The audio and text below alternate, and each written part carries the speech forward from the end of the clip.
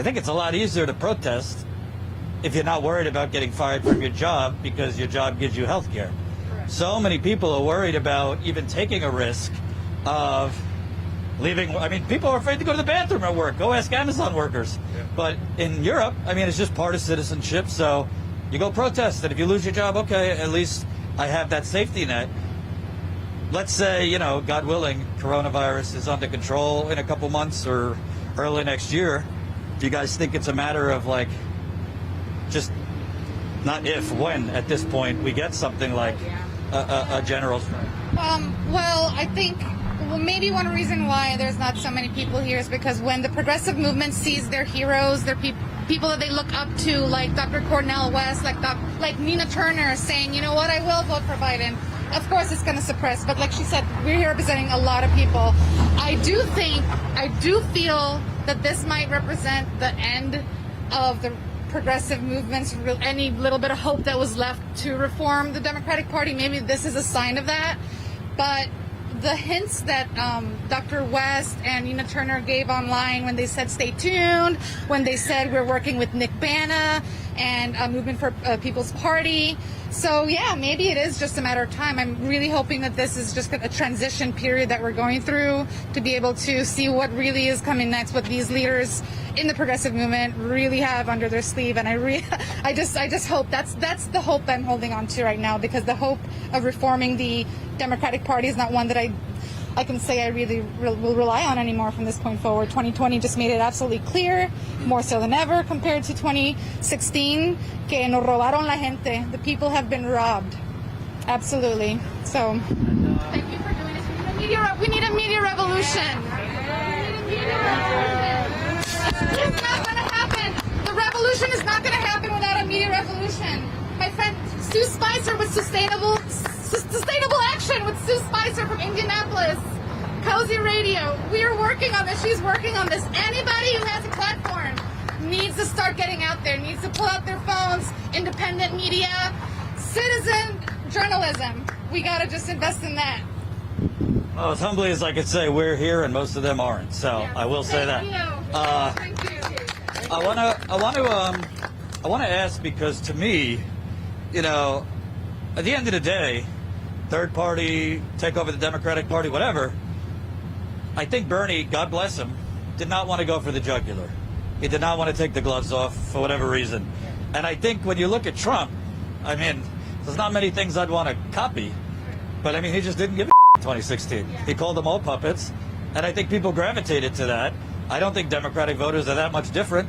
I think Bernie had several opportunities to go after Biden, specifically on his civil rights lies, this kind of thing. And you saw with Cori Bush, she ran negative ads. You saw with Jamal Bowman, he ran negative ads, and they won. So I think this idea that, like, let's run on the issues and this and that, do you think it's time that progressives get a little, I mean, for lack of a better word, dirty? I mean, you got AOC calling Pelosi Mama Bear and these kind of things. It's like there's been this, I don't want to say co-opting, but progressive trying to build relationships. But to me, how do you build relationships with corporate dinosaurs, for lack of a better word? I agree, and we have to, you know, change from red to blue, because they already are just laughing at us. And I'm older, you know, I'm retired. I just became retired, and luckily I was able to say, take this job and shove it and not care. And the main reason too is because I was married to a union man, which we need to protect the unions as well, because without it, you know, we have no future when you retire. We rely on Social Security too. They're trying to go after that and take away, you know, the union's pensions and stuff like that. I worked for a company for 8 years that makes medical parts, that their whole thing was, you can't say the word union.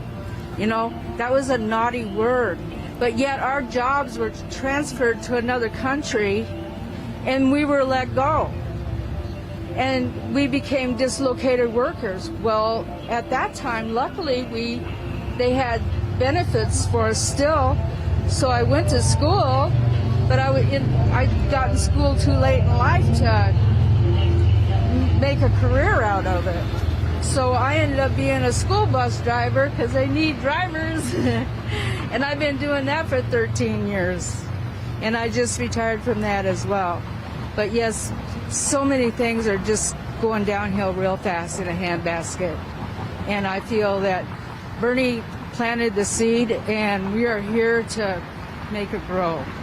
So interesting, too, because one thing that's really pissed me off during this pandemic is when you have Democratic politicians ranting about that nothing's made here anymore, that the masks aren't made here, that the equipment's not made here. Well, you sent the jobs offshore. I mean, Joe Biden and Bill Clinton, and I mean the Republicans too, but they all together blessed NAFTA. Biden is still for TPP. He pretends he's not, but he was trying to get Hillary to stick with it in 2016. Why do you think nothing's made here anymore? I mean, I was arguing with these Trump supporters yesterday who, they live in an alternate reality. They're telling me all the factories are back. I've gone through these areas. They're not back. There's closed down plants, closed down storefronts.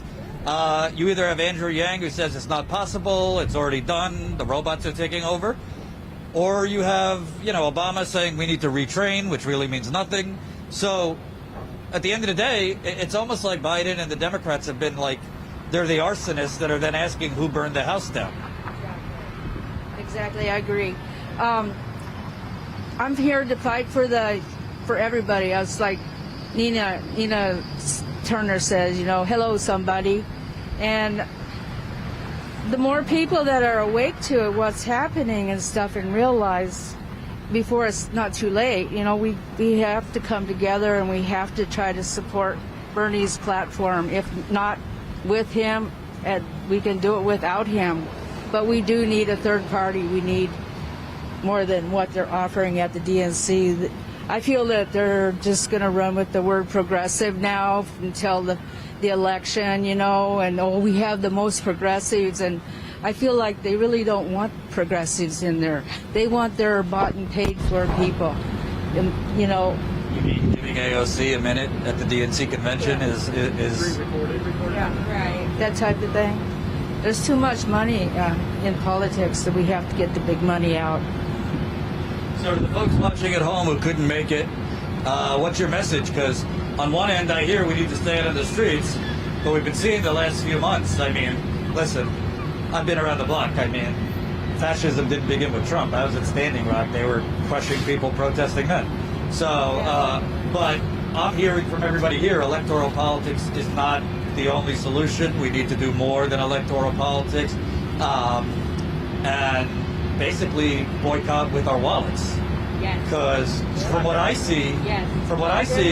we've so far gotten, you know, a strike on the first day of the month. Here and there, some things, but nothing more organized than that. What does this turn into? I mean, obviously, you know, there's a pandemic, but how does this turn into actual turning demands into leverage? Well, I think eventually our long-term goal, and I mean short-term, obviously we've been very busy. We were already representing for everything when George Floyd happened, and so it's been hectic, it's been crazy, it's been busy. But long-term, these people in these states, they're gonna start realizing where their state's money is coming from and how their jobs or the way they spend money or those kinds of things. Unions, oh my gosh, please get with your unions, because it's not impossible. Extinction Rebellion was with us last night. You see their logo all over town. They're shooting for 3.5% U.S. population. That's what it takes. That's it. African Americans alone are either between 13 and 15%, I believe. They can do it themselves, you know? So it doesn't take what everyone thinks it does. In terms of boycott. Right, yeah. It just takes organization, and you have to have the numbers to organize in the right outlet. Find your state's money source, get with your unions. Because we can stand out here and protest all day long, but it's not going to do anything. You know what I mean? It creates awareness, it puts us in the news, it makes it an issue, so we keep having these conversations. That's great, but that's not going to get us anything. We need to organize efficiently. I think personally, like I said, by state, that the police laws are by state at least, and I think that's going to be an efficient way to do it. You have to follow that money. The three of us here alone are from hardcore red states. Big Pharma has a lot of money in our representatives' pockets. Big Pharma has a lot of money in Biden's pockets and Trump's pockets. Big Pharma owns this country, and we got to shut that down. I mean, I'm a heroin recovered heroin addict. You know, I know what it's like. I know what they're doing with these opiates. I know what they're doing with methadone. It's all about the money. It's all about the money. Be aware of what you're doing and how you're spending your money. I won't even shop at Kroger's anymore because how they treated their employees during coronavirus. You have to. You have to. That's how it's going to happen. Hope you enjoyed that last video. Hop on over to statuscoup.com where you can sign up for our email list and become a member for as low as $5 to $10 a month. Membership is how we grow. That's statuscoup.com/join. And remember, join our email list so we can grow the revolution with you.